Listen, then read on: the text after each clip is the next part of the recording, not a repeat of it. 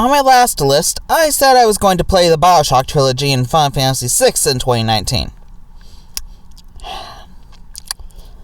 I didn't. Okay, in all fairness, to me, 2018 was one of the most insane years of gaming I've ever had. As in, I've never, and I mean never, played so many absolutely incredible games in 1 year before. So I decided, essentially, to take this year off. Just play some random casual games until I got back in the gaming spirit. Imagine my surprise when playing a bunch of casual games turned into another of the best years of gaming in my life. It's not as insane as 2018, but if I played any of these games last year, I would have probably cried if I had to cut any of them out of that list. Makes me exceptionally happy that I saved them for this year, because now I get to talk about things that I loved that will probably hold a special place in my heart for a long time. And I love being a YouTuber.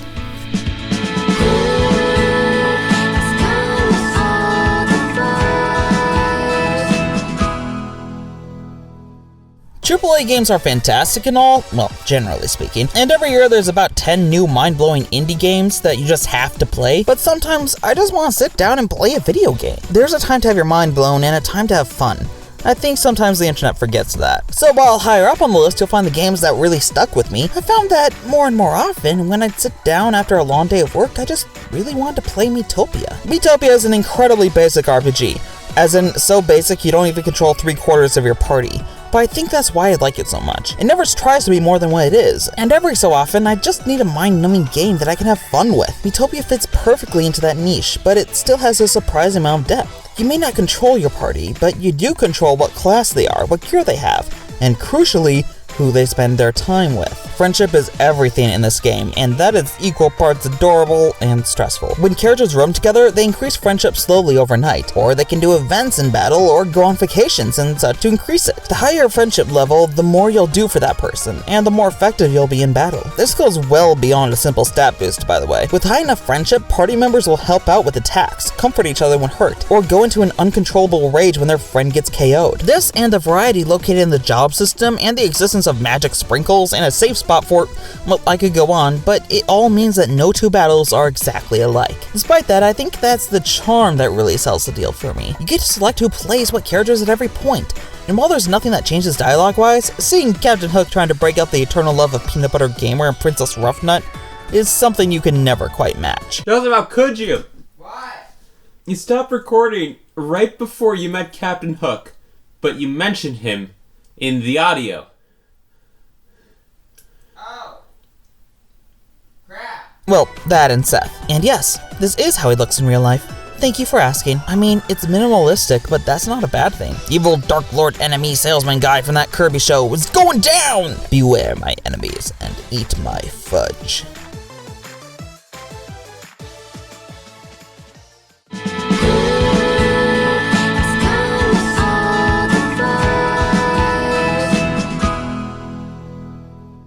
I played a lot of indie games this year, and for a variety of reasons. Some were good, actually most were good, but every year does have that one indie game that's on full display, that everybody loves wholeheartedly and throws into the masses to share the glory. 2015 had Undertale, 2017 had Cuphead, and 2018 had Celeste. I've already talked at length about the first two in my previous versions of this list, and I'm both grateful and troubled about the fact that I am about to do so for the third. I mean, I already told everyone I hate Ocarina of Time, surely humans can't be more angry than they are after hearing that, right? Okay, so did anybody else get unreasonably excited for this game after hearing the mountains of unending praise for it? It sounded like the kind of game that would change your life, cure your depression, and after you beat it, add a few $1 million into your bank account. Both Undertale and Cuphead got the same kind of treatment, but for those games it was very much deserved. For Celeste, a little more questionable. Ultimately, Celeste is just a finely tuned platforming game with an above-average story, and yes, I suppose both those things are rare, and it's seriously rare to see them together, but I'm not giving up my firstborn child to play through it again.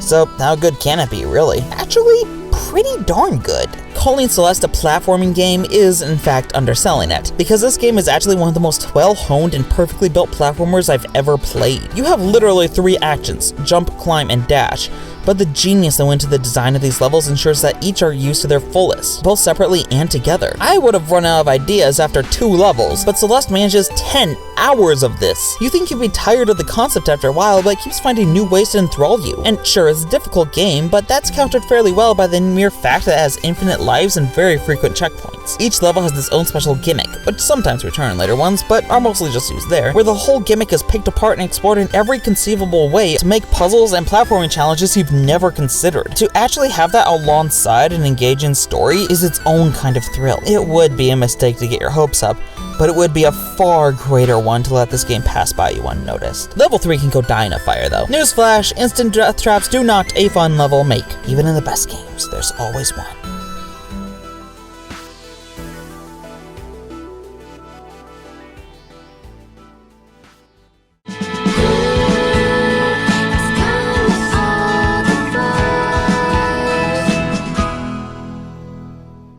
I'm not big on horror games. I'm also not big on choose-your-own-adventure games, especially when all the choices only lead up to a few endings that aren't incredibly different from each other. But then again, when you combine the two and have them be a background element to a cool story and more so your interest in some surprisingly deep characters, things don't seem so bad. What I'm trying to get at is that Oxenfree is a lot better than it has any right to be, and I am 100% okay with that. Calling Oxenfree a horror game doesn't really sound right.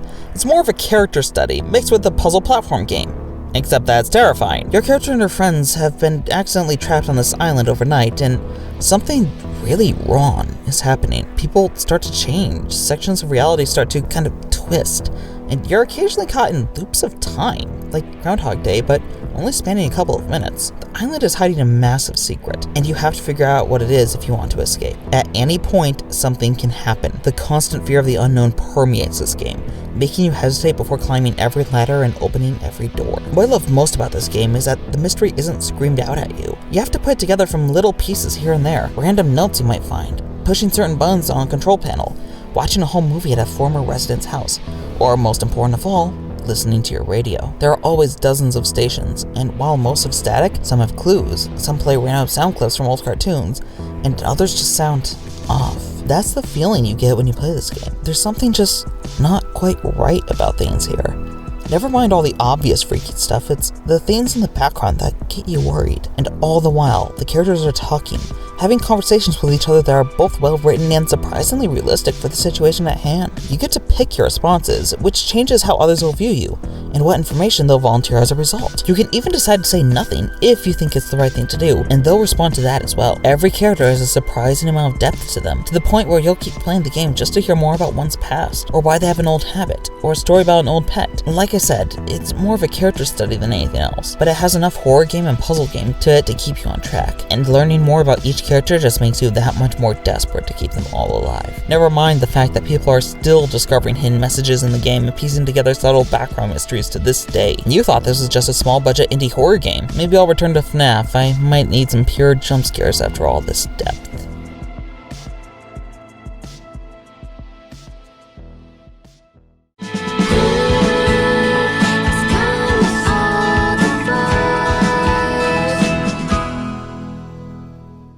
If you guys know one thing about me for sure, it's that I really like to talk. And it's true. I can't get enough of the sweet, delicious nectar that is my voice. But what I wish it was that you guys knew for sure about me is that Kirby is my favorite franchise in video game history, and many of the games in that franchise rank among my all-time favorites. So when a new Kirby game comes about that pays tribute to almost all previous games, allows you to play as famous villains and other characters of games past, reintroduces combo abilities, of course I'd love it. I mean, how could you go wrong? It may or may not surprise you to learn that Kirby Star Allies isn't a perfect game and has many issues I want to talk about at length, but this isn't the video to delve into problems with a game I actually really like. I'm not Rabbid Luigi after all. Because yeah, it doesn't reach the heights of Kirby's Return to Dreamland, but very few games do. I have problems with the pacing, level design, color contrast, and the allies, you know, the thing that the game is named for, but the bottom line is, this game is really freaking good. There's a big smattering of entertaining levels containing new puzzles and plenty of secrets, and each one feels unique. That's something big it has over most Kirby games. In the likes of Kirby's Adventure or Squeak Squad, or even some parts of Return to Dreamland, the themed levels get to be a bit much,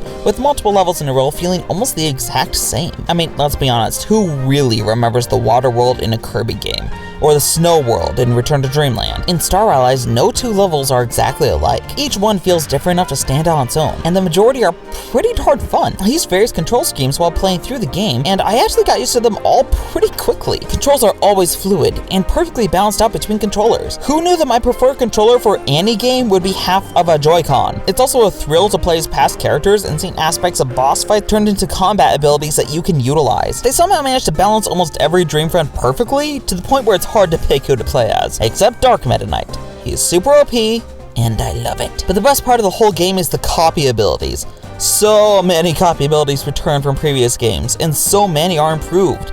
It's hard to pick a favorite because they're all so good. All the new ones are amazing too. It would have taken a lot to convince me that Spider Kirby was the way of the future before playing this game, but guess what? It's well developed, very super, and a lot more fun than it should be. The fact that you can actually say that about most of the copy abilities in this game really showcases just how elevated they are here. And you take all of this and just keep adding in more things to make the game better. Fun minigames? Sure. Boss battles among the best in Kirby's history? I mean, we have the ability, so why not? Full 4-player multiplayer throughout the whole game? No problem. Hope you all enjoy yourselves. Is it just me, or is the team behind the most recent Kirby games becoming more and more thoughtful with every passing title? I can't wait to see where the series ends up next. Just make our Scargoon a playable character. It'll be Game of the Year for sure.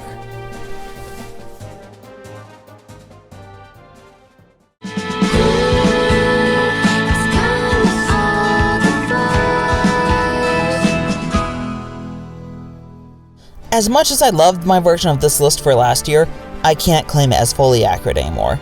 Games have settled, my feelings no longer fluctuate, and what I'm saying is that as good as a game that Super Smash Bros. Ultimate is, it's not on the level of Dragon Ball FighterZ. And I'm sorry, but this incredible of a game does not deserve to be a mere countdown number background. In fact, it was FighterZ that made me realize it was possible to appreciate fighting games that weren't Smash Brothers, which led to me picking up Soulcalibur this year. Or, well, the 3 Soulcalibur games I could get my hands on. Apparently 2 is still well loved and played, but for my money, 6 is far and away superior. I'm not going to say that Soulcalibur 6 is on the same level of quality that Dragon Ball FighterZ and Smash Ultimate are, but that doesn't make it any less good of a game. This isn't a game you can just pick up and figure out, but after just a couple of training missions, you'll have everything sorted out and it'll be up to your skill, reflexes, and choice of character to claim victory over the smallest of AI opponents and the toughest of classic mode bosses. Hint, the AI handled slippery surfaces about as well as Sonic with a broken leg. Use this knowledge as you will. The fighting in this game is surprisingly deep and extremely intuitive. With enough practice, combos become effortless, and breaking out of them, even more so. Watching two masters duke it out in Smash Bros. Often looks like a pile of flailing limbs and what are obviously exploits, but here it's like a combative dance, with strikes, parries, dodging, and feeling out what the opponent will do before they do it. Every character is different, with different effects and ways of fighting that make choosing a main quite difficult in the best way possible. And that's saying nothing of the vast story mode, the hidden lore within the library, and the best character creator the series has ever had. Seriously, I spent as much time messing around with this thing as I have playing the game itself. See? I made Sans, like everyone else on the internet has. But wait for it, Dr. Doofenshmirtz.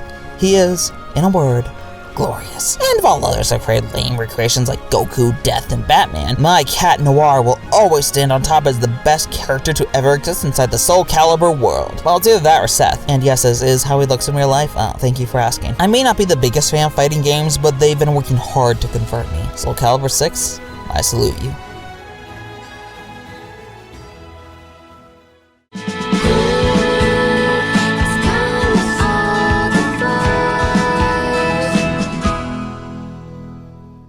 Does anybody remember my first ever top 10?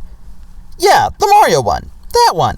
There was no other. It hasn't aged the best, but I said quite a few things in there that I still agree with. One is that Mario Builder is one of the most underrated fan games of all time, and it came out years before the original Mario Maker. I hadn't actually played the first Mario Maker until 2018, and even then only very briefly. This year, Mario Maker 2 came out, and I thought, you know what, this grudge I've been holding over the Mario Maker being a clone of a great fan game is silly. Let's just give this one an actual try for once. Well, I discovered a few things that day, most notably that fan games are great and all, but There's a difference between one slightly dedicated person using an old computer and thousands of dedicated employees with the very best software available, plus millions of dollars all being poured into making one of the biggest and most interesting projects Nintendo has ever done. Because one tends to produce better results than the other, and I mean, Mario Builder is still good, but I don't think I ever had anywhere near as much fun with that as I have while playing Mario Maker 2. Oddly enough, making levels is the least interesting part of the game to me, as it was pretty cumbersome design-wise, and I'm not good at designing things, but it still sucked hours out of my life away as I desperately tried to make a level, any level, that wasn't utter garbage. Never succeeded, and thus to this day the only level by me ever uploaded is, of course, my most proud achievement, well, mine and Seth's. We made it together. And yes, this is how it looks in real life.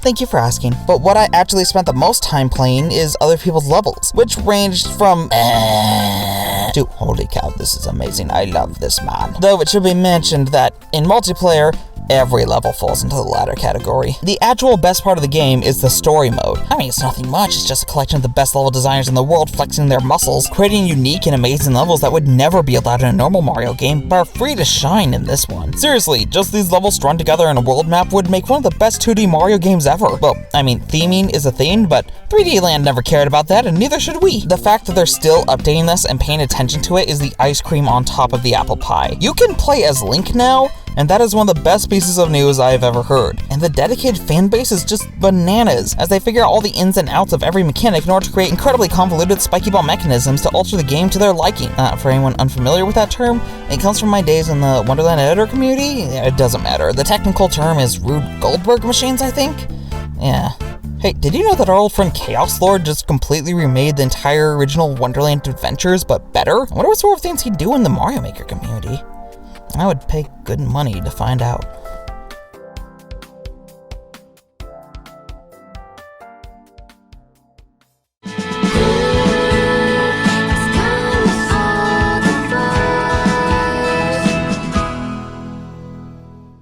Remember last year's list when I said I hadn't played Fire Emblem Awakening or Luigi's Mansion Dark Moon, but I couldn't imagine them being better than Kid Icarus? Well, now I have played them, and I was right.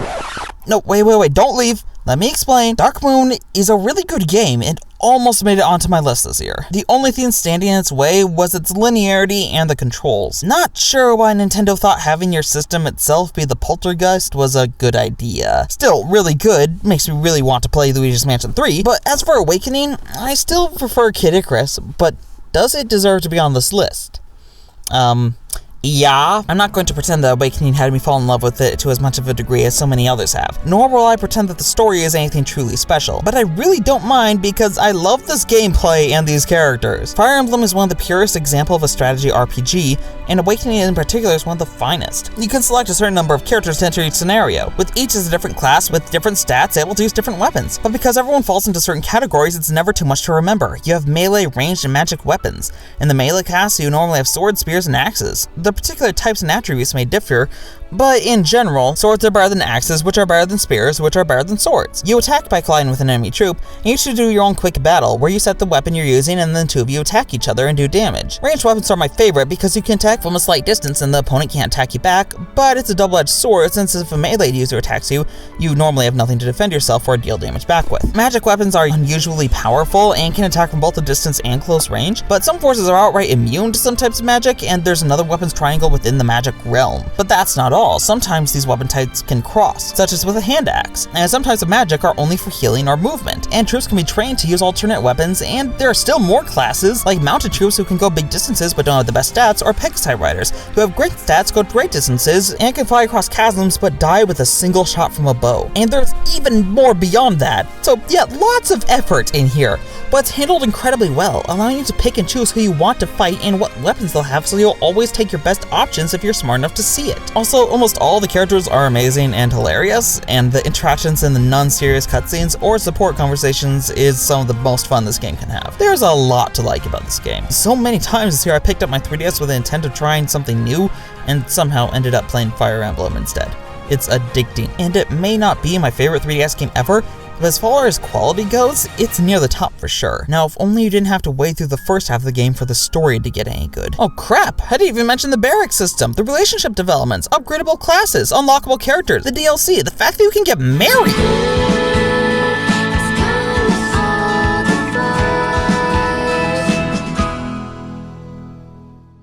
Back in July, all anyone was talking about was what a fantastic 12 months had been for Spider-Man. Looking back on it, I can both see why and not see why. What they were effectively talking about was the fact that Spider-Man got 2 fantastic movies and a video game that was much better than most people thought it would be. Sure, that's a successful few months, I guess, but a whole year? In 2019, Disney released the 2 highest grossing animated movies of all time, the final main Star Wars movie, the highest grossing general movie of all time, merged with Fox, launched their streaming service to outstanding ovation, released tons of other films and series that did a lot better than expected, and ended and began several TV shows to an additional acclaim.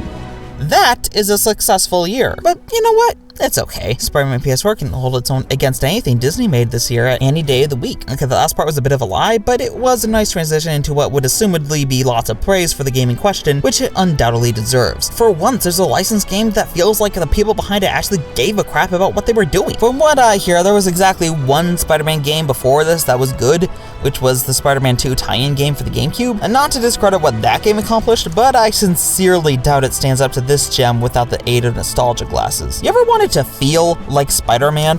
You're in luck. Between a perfect ease of control over web swinging, a combat system that's as fluid as it is deep, and agility to match none other, you will never feel more like Spider-Man than you will while playing this game. I don't know how they perfected the feeling of swinging through New York City right down to the gravity and buoyancy, but I'm hardly complaining. Never has moving around the hub world felt so fun. And the combat system comprises of 3 buttons, yet feels steep and skill tested without being stupid and overcomplicated. No XX circle, square, X square to pull off a special move here. 1 button punches, 1 throws, 1 dodges. That's it. But these 3 moves flow into and out of each other so naturally that you feel like an actual superhero with how gracefully you can pull everything off, even if a mission happens to be quite difficult. The world of New York is exceptionally detailed, with every skyscraper having dozens of windows you can peek in to see a family's living room designs. Or if you decide to walk instead of swing, people will stop you on the road to ask for selfies, or some will dismiss you as a random cosplayer. While you're swinging, you can tune into J. Jonah Jameson's radio station and hear all about your latest exploits on the news. And it's all tied together with a story that feels like it could have stepped its way right out of a comic book. If this is the way licensed games are going to go in the future, I don't think I'll mind. Who here wants to pick up Spies in Disguise, the mobile game? I mean, I still don't, but I did hesitate for a moment there. Playing good games does stuff to you.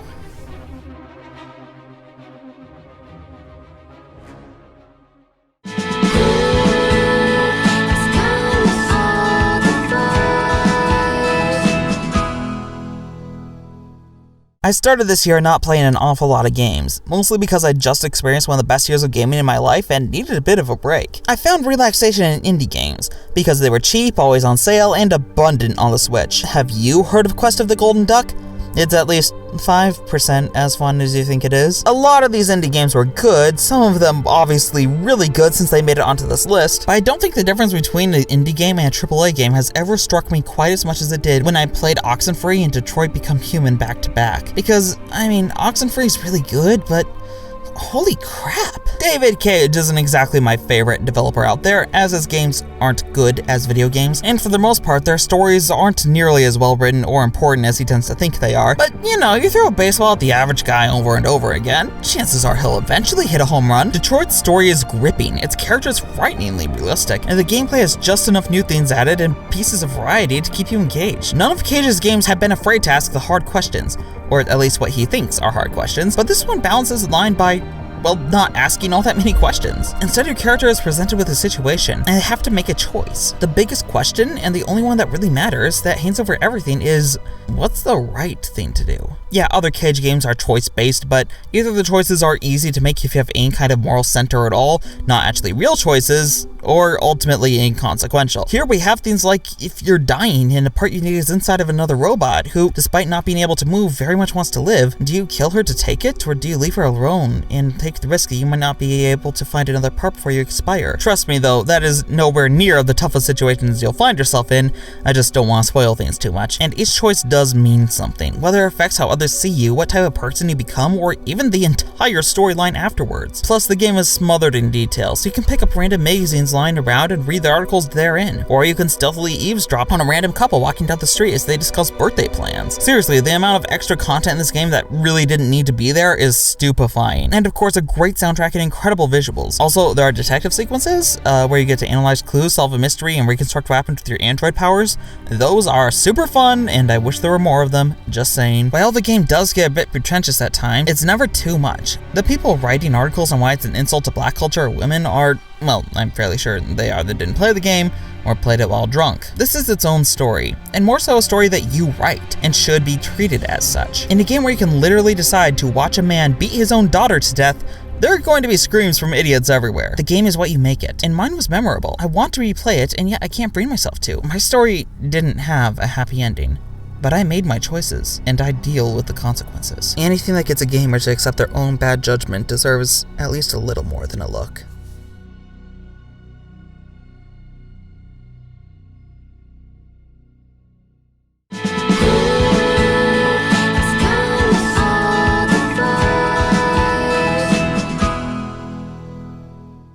When you're ready to buy a new console, the first things you'll look for are some new games to play. That is why most people buy consoles, to play games after all, so it'd be a big shame if you had a perfectly functioning system and nothing to play on it. That's why every console has a must-buy list that gamers generally become aware of. If you just bought a Switch, the first game you pick up should probably be Breath of the Wild. If you purchased a 3DS, maybe Super Mario 3D Land or Fire Emblem Awakening. And if your next console is a PlayStation 4, the very first game you get is said to be Horizon Zero Dawn.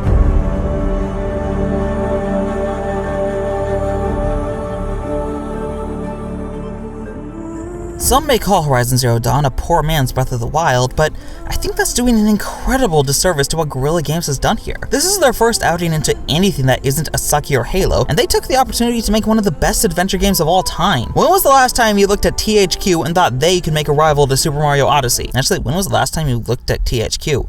Wait, they're dead? When did that happen? Moving past that, it's an incredibly difficult challenge to make an open world game that's both compelling and fun, but Zero Dawn takes these two terms and blows them away. Combat is intricate in all the right ways, being varied and fascinating enough to make every encounter feel different, but not being so overcomplicated that the player gets lost. Every enemy is different and will treat you different ways. I remember the first time I charged into a herd of striders with the purpose of scaring them away, only to be shocked when a couple of them turned around halfway through running and decided I had to die. Or the first time I set up a bunch of tripwires for some stalkers and purposely anchored them so that they'd run in and kill themselves. One of them did. The rest circled around to take me from different angles, with one opting to stay far away and take pot shots at me while the others did the dirty work. No one counters like the others, and I love that. You'll be fighting in hundreds of varied locations too, each with their own advantages and disadvantages, and each robot dinosaur has their own abilities that you need to learn and remember. My favorite way to kill things is taking aim with my sniper rifle of a bow and shooting off specific components to disable certain attacks or abilities. Want them to stop taking pot shots? Take out the gun. Want them to not be able to sense you? Take out the scanner. Want them to slow down? Take out a leg. And you have so many alternate weapons, and all of them are fun to use. Fighting humans is the best. You get to invade their encampments and silently take them down like a watered down Metal Gear, but also totally different from Metal Gear. I will never get tired of hanging on the edge of a tower, then reaching up to grab someone passing by and throwing them over the edge to their death. And the world is vast, with very few invisible walls. As a general rule of thumb, if you can see it, you can reach it. And you can see an awful lot. And scattered throughout the world are hidden data points that you can scan and read to further your knowledge about the world and about the story. Also, this is one of the most fleshed out lores for a world I've ever seen, far more so than Breath of the Wild's ever was. And the story is really, really good. No spoilers, but it's worth every second it gets. And surprisingly, playing this game with no hub and no guidelines is actually one of the most immersive gaming experiences I've ever had. I adore everything about this game, from its side quest to its visuals to its DLC, which may be the very best piece of DLC I've ever experienced. And to top it all off, the moment you figure out just how deep and intricate the photo mode of this game is, your hard drive will be filled to the brim with breathtaking pictures. It's not Breath of the Wild, but when a game is this incredible, does it really need to be? I'm LittleZbot, and it's true that a fair amount of these games probably wouldn't have made it on last year's list, but that in no way should shape your view of them, or mine for that matter, because each one is entirely worth playing as soon as you can. And I guarantee that Horizon Zero Dawn, at the very least, would have given anyone in my top 3 a run for their money. Here's to 2 of the best gaming years I've ever had. And here's to year number 3. I wonder what's coming up.